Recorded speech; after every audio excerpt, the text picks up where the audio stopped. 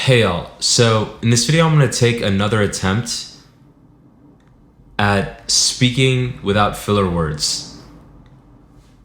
I did this video, I think I posted it maybe a week or two ago, and people seem to really like this challenge of trying to speak without filler words. So I'm doing it again, and I think that what I'm going to tell you guys about right now is my solo trip. My wife and I are doing this thing. We did this thing where we each went to a different place. We each went on our own solo trip, and the plan is to return with each other. So she went to a few different spots in Japan, and I went to Mexico City. And I just want to talk about my experience of a solo trip, the things I liked, the things I didn't like, and I'm going to try to do so.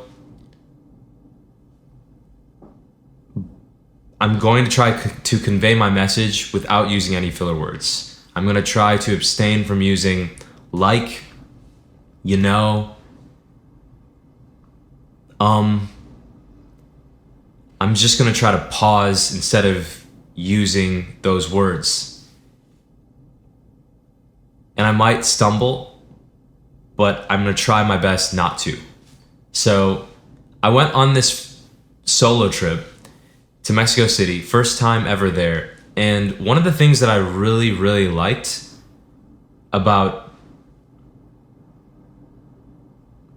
exploring solo, exploring on my own, is that I noticed that sometimes when I see a new site or a new place, or it doesn't, I guess it is new, but it doesn't necessarily have to be new, but this just seems to happen when I'm in a new place. Sometimes I see something that is just so unique and so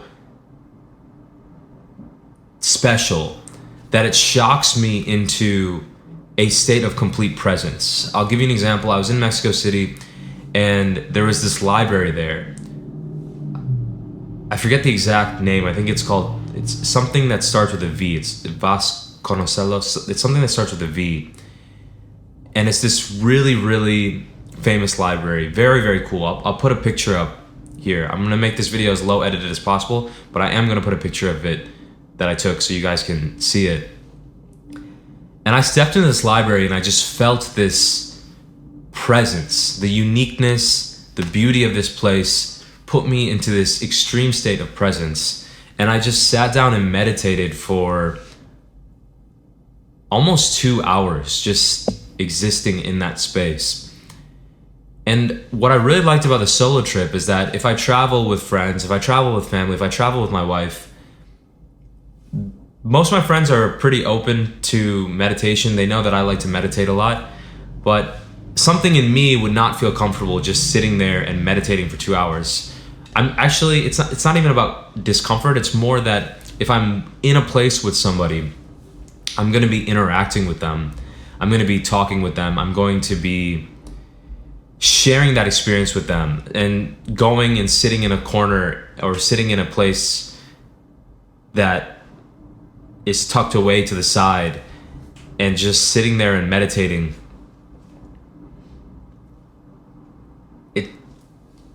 It just doesn't necessarily seem like something that I would do as frequently as I want to. But what was cool about this solo trip was that everywhere I went that shocked me into this state of presence, I could just meditate or I brought this little pocket notebook with me everywhere. I could just take out this notebook and just journal a little bit. So the trip was very meditative. I found myself very, very present a lot of the trip. And I think a reason for that was because I was meditating so much in a very organic way. I would choose a place to go, and I would walk there, and I would stop at a cafe maybe along the way, and I'm meditating a little bit in that cafe, do a little bit of studying, and then I would go to a place, and any place that shocked me into presence, I would sit with it for a bit. And that was really, really special. Not having to communicate to anybody that, hey, I want to just chill here and meditate for a bit. I could just do it on command. And so that was the most beneficial thing of this solo trip. Again, this is my first ever solo trip, and I think that was something that I really, really deeply enjoyed. the thing that I missed about traveling with people, the thing that, and this is why I think that in my future I'm going to be doing a combination of solo trips and trips with other people, is I felt as when I see a new place, when I do see something, even though I might really enjoy meditating in a new place, I did often feel as if I wanted to share the experience with somebody. I wanted somebody to be there with me, my wife, my friends, my family. I wanted somebody to be there and take in the site together, experience this new, exciting, historic, unique thing together.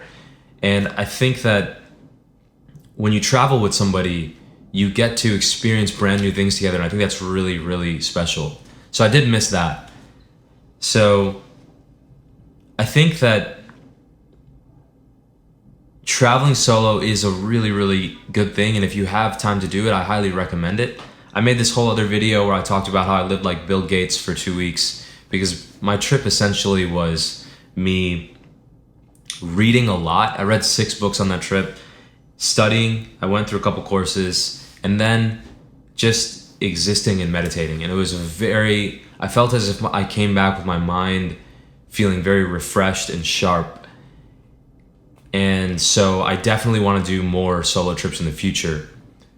But I also really think it's special to travel with other people. So anyway, I don't know how long I've been speaking for, but I think it's been an adequate amount of time. And I'm going to stop this video now. I hope you enjoyed it. And I hope that if you've been talking to a camera, whether or not you're posting it,